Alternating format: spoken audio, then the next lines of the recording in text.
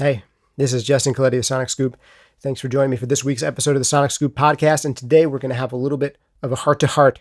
This is some of the most essential coaching that I think you can get. Mastering your own mind, your own emotions, your own inner game around mixing, around music production, around audio engineering, around your life and career.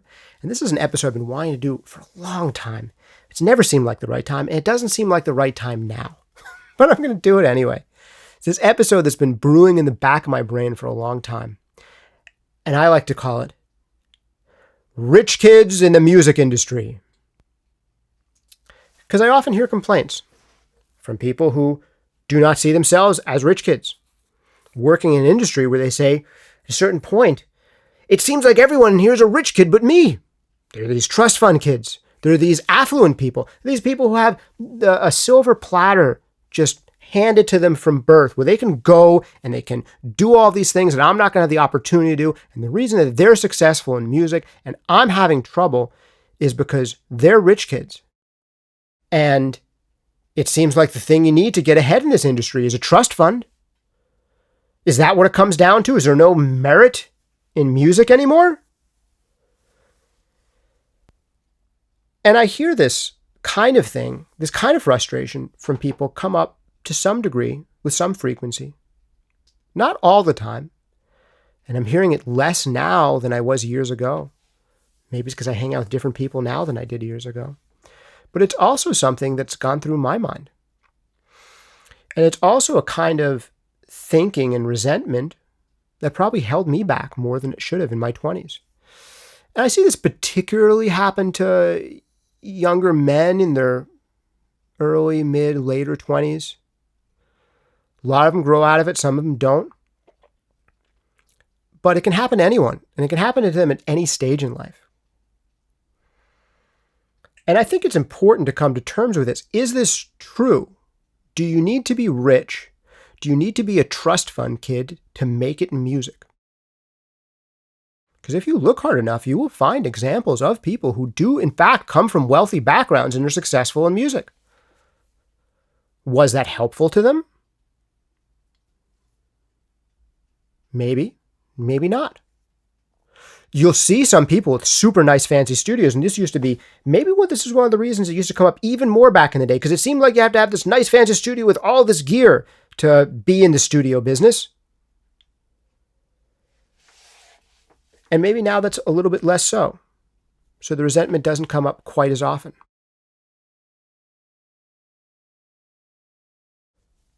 But it still comes up, particularly when people feel like they don't have the time because they've got to work their day jobs.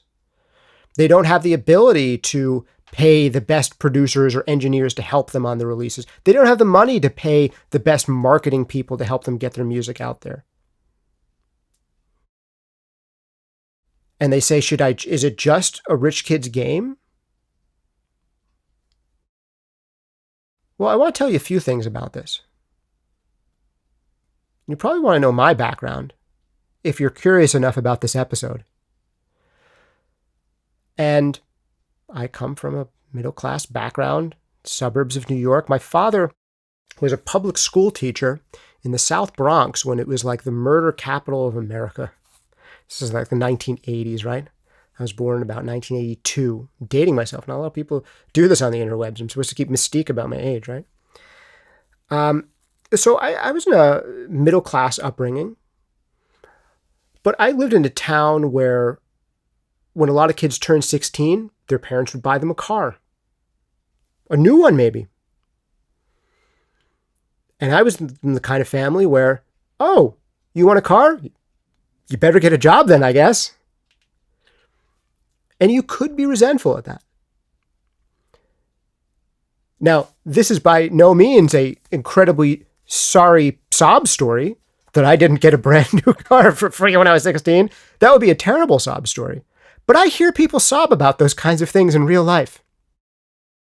My parents didn't buy me a car when I turned 16 and other people's parents did. It's terrible. Either those people shouldn't have one or I should have one. I don't know. I was having a conversation with my wife the other day and she said something along the lines of, sooner or later you do figure out that life isn't fair, and the sooner that you accept that, the happier you'll be. And that's probably true. And that sounds like such an old man, old dad thing to say. And I'm a dad now. I have a 3-year-old daughter, so I get to say these dad things. I'm also probably going to have to throw some terrible puns into this because I'm a dad. But I started to figure this stuff out a little bit before I became a dad. And I think one of the things that made me successful enough to be a dad who would have an attractive, brilliant woman marry me and have a house with me and all that stuff is that I got rid of some of this thinking in my own life. But was I ever resentful over things that I shouldn't be resentful about? Obviously, right? We all have been. The question is, how much do you let that part of you take over, and how much do you tamp it down, and how much do you bring out the better parts of yourself? I promise I'm going to get to studio stuff. Because the reality is, having worked in the studio business for decades now, I have met a lot of people who do come from wealthy backgrounds and own nice, fancy studios. But it doesn't necessarily help them. And I'll give you a few examples of wealth gone wrong. I know people who were born with all the money they could ever want, but they turn into drug abusers and addicts and generally miserable people who failed at their dreams, even they had all the toys and all the gear and all the time you could ever want.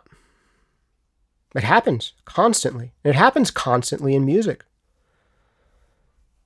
I've seen people make fortunes in music, but I've seen more people lose fortunes in music. There's this old joke. What's the best way to end up with $1 million in the record industry after 5 years? Answer: start with $2 million. That's a good one. It doesn't have to be that way, but I've seen it a lot. A friend of mine, a guy named Joel Hamilton, once said to me, great producer engineer in Studio G, Brooklyn. We were having a conversation. He said something along the lines about, big studios that remained empty, super fancy studios. They said there's nothing more depressing in the world than to walk into a big, fancy, well-equipped studio that just looks like it's waiting for Mariah Carey to walk in at any moment. And then she never does. This is the thing, man. The record industry does not operate on a if you build it, they will come basis. This is not Field of Dreams. Often you will build it and they will not come. I relayed in a podcast episode a few weeks back a story that I just want to tell again real quick because a lot of you probably didn't hear it because you probably listen to every single minute of every single podcast episode, although you obviously should. And that was of a guy who I was talking to in a very, very nice studio. Built out to the nines, gorgeous build in New York City. And they were just about to have an opening party. It was an opening party that not very many people came to. It was a gorgeous studio. And I was asking him, what are you working on? What do you plan to be working on? Do you have any exciting projects coming up? And the thing that he said to me was, I want to work on upper echelon projects only. It was very hard for me not to laugh and say, you pretentious MFer, or whatever it was that was in my mind.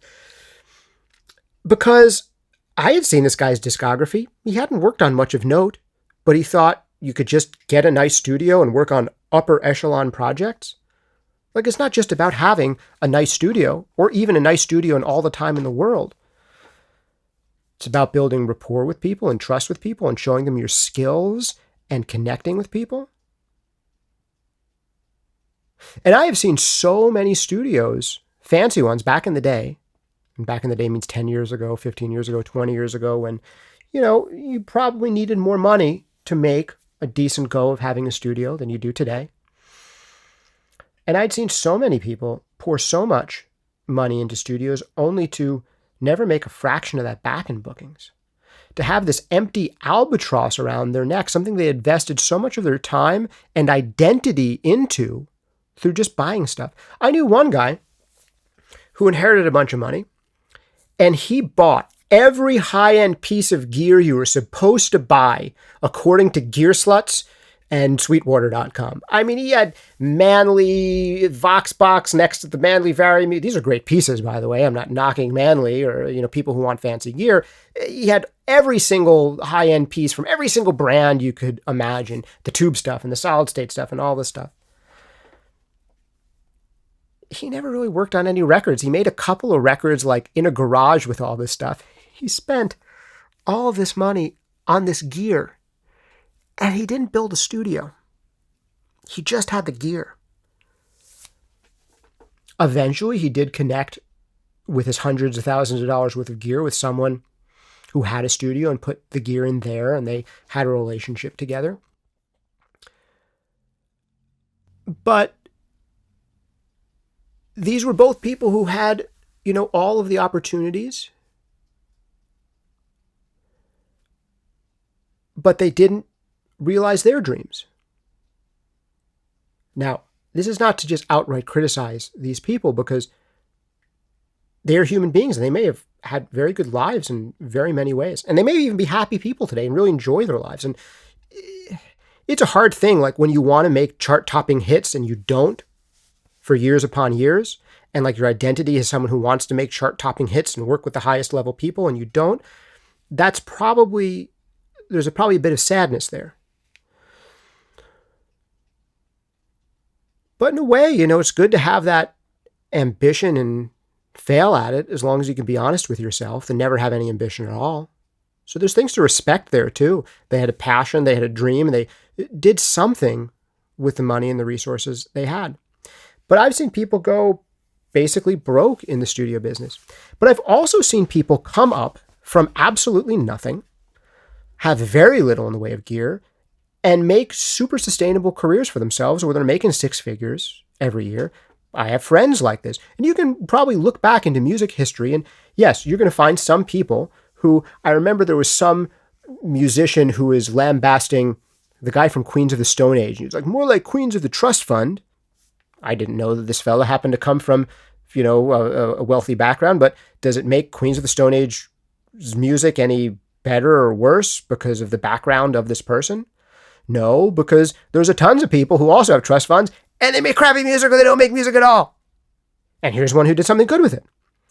And that was another thing. I had another friend who, again, came from wealth, inherited some money, built a studio. And I was in my mid-20s there in his studio, not really putting two and two together that he is probably what you'd call a trust fund kid, would build the studio. And I was going on complaining about someone with too much money. And he looked at me and he said, well, at least that guy did something good with it, right? Because he had built a interesting business, made interesting records, and I was complaining about how he had all the breaks. And that's why he was successful. And he said, well, at least he did something good with it, right? I was like, oh, yeah, I guess so. Because that's another thing. You want there to be rich kids in the music industry for a couple of reasons. Because I also know rich kids in the music industry who end up doing amazing things and give job opportunities to an amazing number of people. Because they're taking this money that came from some source, let's say it's outside of music, and let's say they got it through no diligence of their own. But then they took that responsibility and say, I want to build a business, a series of studios, a record label, whatever it is, that gives other people jobs and opportunities where I'm going to invest in people. I'm going to hire these audio engineers. I'm going to create the system of studios that's going to put out really just high value music that people love and are willing to pay money for and willing to see concerts from these artists. And people who come from backgrounds where wealth has been created and then bring it into music to pay people who don't come from that kind of background to do musical things, that's effing awesome. Now, would it be even cooler if every single story was a rags to riches story where everyone started with exactly $0 and they worked their way up to that kind of majesty and splendor? Yeah, that's cool. But once they work their way up there and they've established all the cool things and made their millions the honest way, guess what? Now their kids are going to be the kids of millionaires. And now their kids might have a trust fund or whatever it is. Is that their fault? Should they just give it all away and divide it evenly among all of humanity? Or is it maybe an okay thing that someone takes stewardship over those resources and says, let me try to do something really cool with it? Because here's the thing, if they don't do something really cool with it, what they do is they piss it away and it disappears.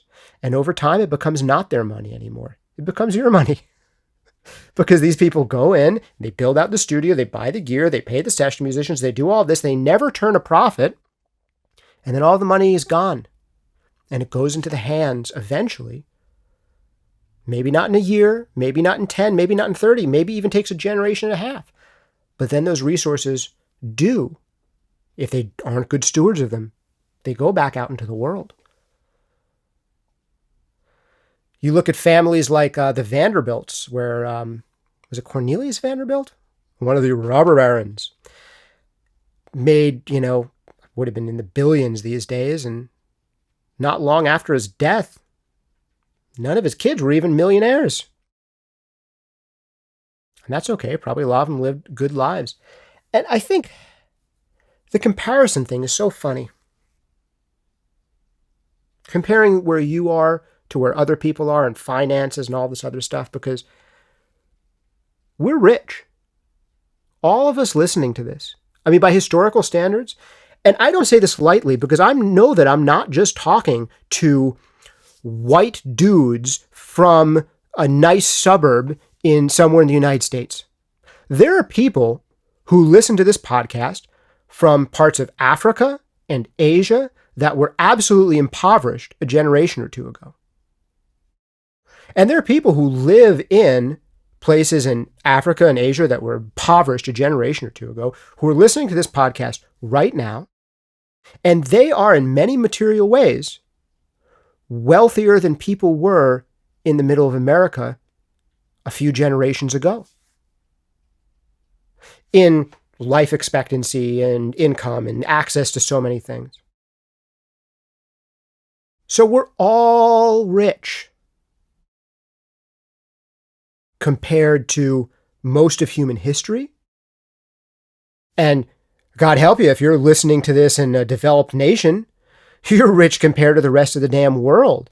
I forget the exact number. Someone can look it up and put it down below, but it's something like if you make $28,000 a year, you're in the global, whether it's 1% or 5% or something like that. It's an absurdly low amount of money to be among the richest people in the world that people in the developed nations take for granted. And, look at someone who could complain about not getting a car gifted to them on their 16th birthday because other kids got that. How snide and entitled and awful would that person be? But isn't that what we're all doing? Whether you're in a situation that's lower down than that in, wealth and development and all that, or whether you're higher level than that, you're complaining that they have a nicer brand name jet. But this is true in even more humble situations. And if you want to look for stories of people who were successful, who came from wealthy backgrounds, whether it's Miles Davis's dad being a doctor, or whether it's Queens of the Stone Age guy apparently having a trust fund or whatever it is, you can look for the stories and you'll find a ton of them in music and music production. There's so many, but you could also look up so many stories of people who came from next to nothing and made great successes of themselves. Dolly Parton, Ray Charles, James Brown. I mean, there's so many. Imagine Johnny Cash was probably in that way too.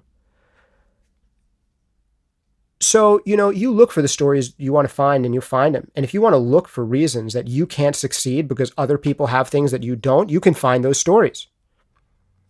But that's not going to help you.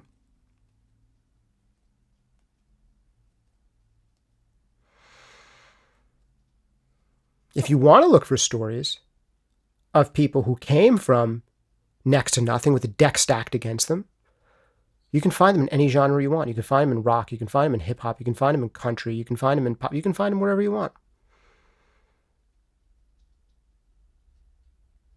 And again, the fact that we have access to this stuff, these microphones, these cameras, these computers, and again, if you're living in a place that was impoverished in Africa or Asia a few generations ago, or impoverished places in the US, Appalachia, that was super impoverished and still parts of it very impoverished, you still have access to the makings of doing interesting stuff.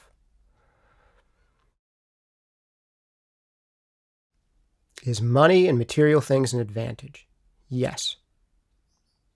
We wouldn't seek them out if they weren't. But as much of an advantage as they can be, having the right mindset is a way bigger advantage than the stuff. The stuff isn't going to make records for you. The stuff isn't going to make connections for you. The stuff isn't going to make art. The stuff isn't going to decide what's a cool sounding snare drum and a dumb sounding snare drum. The stuff isn't going to make you tell a story that connects with people and give a performance that people go like, wow, that's a human being who understands the way I feel. This stuff doesn't do that.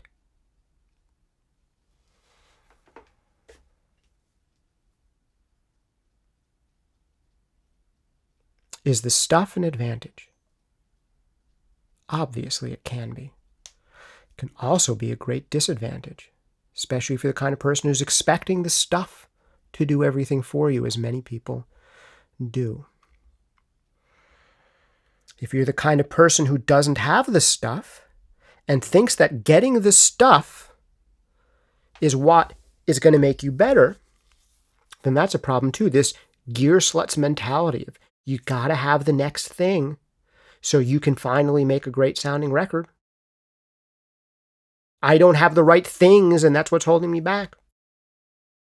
You know that's not true. You already know it. I don't even have to tell you. But you still go through this thing again and again where you think you need the stuff. Don't get me wrong. The stuff is great. The stuff is fun. The stuff helps. It's good to have things to look forward to and aspire to and be excited by.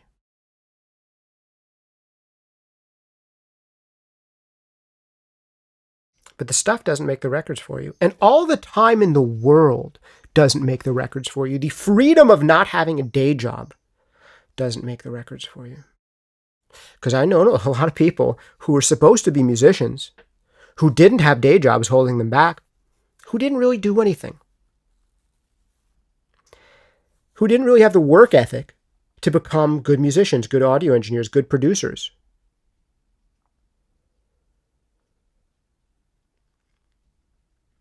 And they had all the time in the world. It's almost more like they became musicians because they wanted an excuse to not have a job.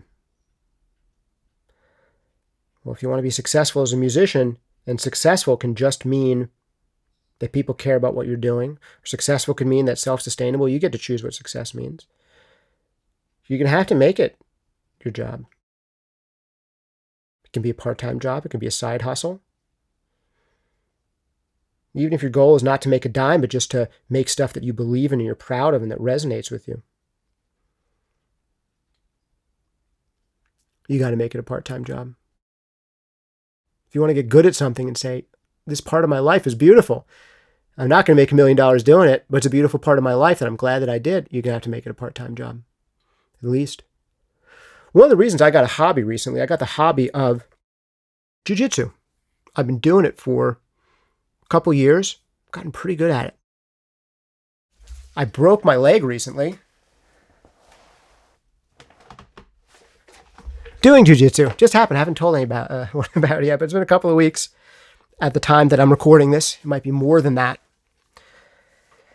when you hear this, because I am recording this one in advance because I'm moving to a new studio and a new house. And it was something I was doing 5 days a week every week. I was maybe doing jiu-jitsu 20 hours a week in addition to working pretty normal hours in the studio doing a lot of stuff and trying to find enough time to also be with my family. Oh, I just made that sound so annoyingly easy, right? Oh, this guy who does all these videos and all these masters, and he has this hobby, and he spends time with his family. Well, you prioritize, you find out what's important to you, and you do them. And one of the reasons I got a hobby, A, because I wanted to use my body more and not just be hunched over in a chair all the time, audio engineering, which do an episode one of these days about staying fit and alive as a audio creative computer person.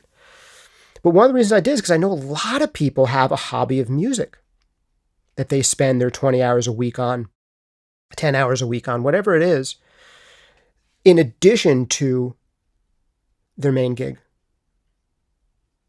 And I know that I'm talking to a lot of people like that. There's so many more people doing music as a hobby than as a career, obviously, right? Multiply that by 10, and that's what jiu-jitsu looks like.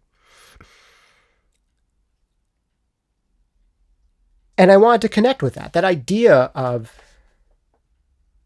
having a vocation that you do every day that you're passionate about, but having a separate hobby that you're passionate about that is its own reward. And that's what music can be for you. And that's the way you can be successful in music.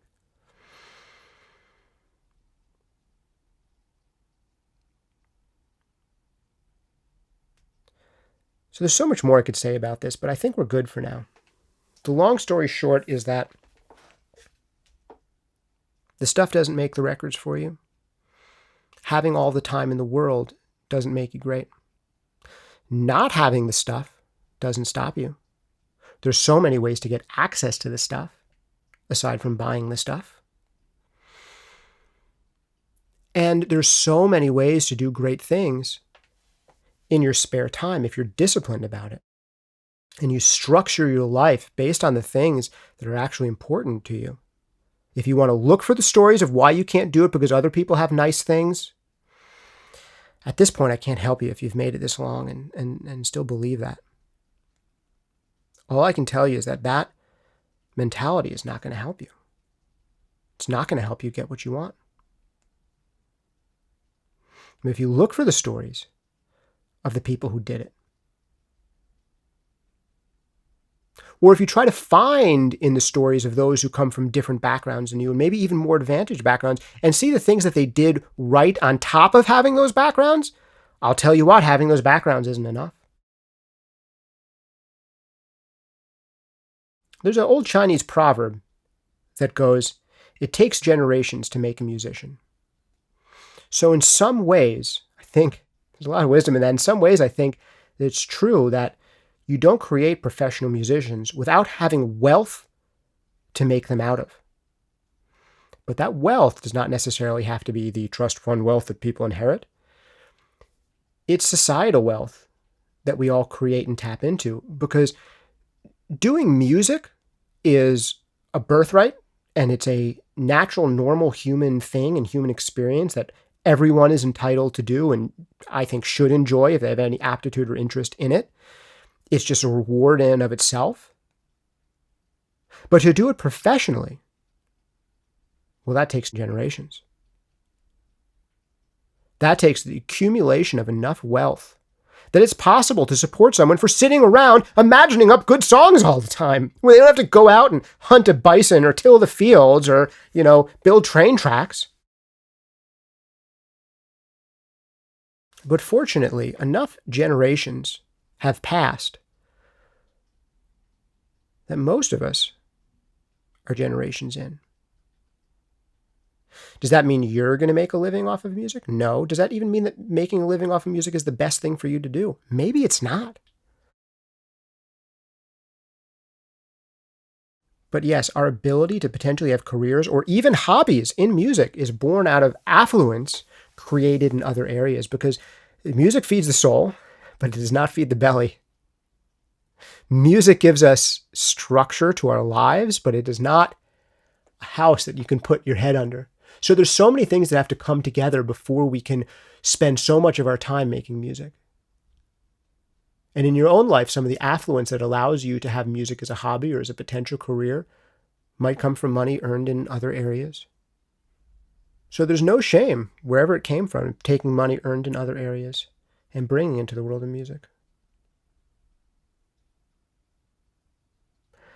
And because some people are able to do that, doesn't guarantee them anything, and you can't let it hold you back. Because it won't if you don't want it to. It's up to you. All right, I hope this has been a useful one for you. As always, this has been Justin Coletti of Sonic Scoop. Thanks for joining me for this week's episode of the Sonic Scoop podcast. When I get all emotional and feely on these, it's hard for me to do the sponsor shout-outs. But I got to do them anyway, because Sound Toys, they've been good to me for a long time. They've been sponsoring this podcast from the beginning, and they make some of my favorite creative mixing effects. You can check out anything they make for free over at soundtoys.com. 30-day free trial and all their stuff. It's great. Check it out. Also, big shout out and thanks to Focusrite, makers of some of the best bang for the buck and high-end as well interfaces out there. I'm talking to a Focusrite Claret interface right now. It's a great one. Definitely check out anything from their Scarlett line all the way up to their RedNet series at Focusrite.com. Let me know what you think about this subject down below. Comment away. I don't even want to give you any direction out. What do you think? Am I off the mark here? Is there something I'm missing, or does any of this resonate with you? If you want to email me, you can hit me at podcast@sonicscoop.com. That's podcast@sonicscoop.com. If you want to consider giving us a 5-star rating and review on iTunes or anywhere else, Apple Music, where you get your podcast, that's super helpful. And remember to hit like and subscribe and hit the notifications bell so you don't miss more episodes like this one. Thanks for hanging out with me. This has been Justin Coletti of Sonic Scoop. See you next time.